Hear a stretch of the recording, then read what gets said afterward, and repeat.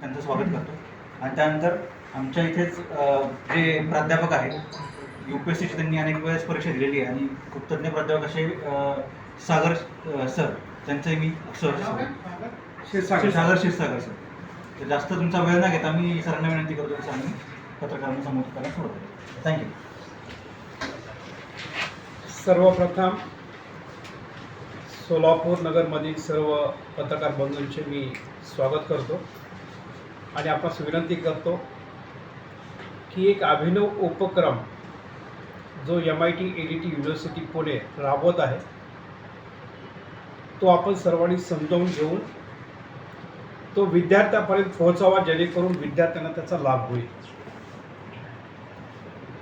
प्रशासन हे संपूर्ण भारताच्या विकासासाठी आवश्यक असणारं सगळ्यात मोठं एक